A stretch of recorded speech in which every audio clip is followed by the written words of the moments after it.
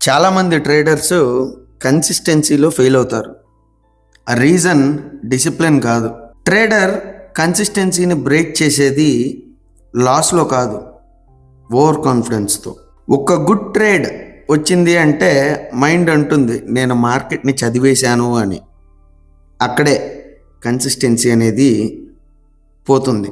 Process follow అవ్వడం కష్టం కాదు, కానీ ప్రాసెస్కి లాయల్గా ఉండడం కష్టం. మార్కెట్లో టాలెంట్ కంటే కూడా ప్రొఫెషనల్ ట్రేడర్ అనే క్యారెక్టర్ స్లోగా గ్రో అవుతుంది. ఈ సైకాలజీని నీట్గా ఫ్రైడే వచ్చే వీడియోలో చాలా నీట్గా ఎక్స్ప్లెయిన్ చేశాను. రన్ టైం కొంచెం ఎక్కువ ఉంటుంది, కానీ వీడియో కంప్లీట్ అయ్యేసరికి ఖచ్చితంగా చెప్తున్నాను, సీరియస్గా చూసిన వాళ్ళకి చాలా బాగా ఉపయోగపడుతుంది. Subscribe to mind power Walt.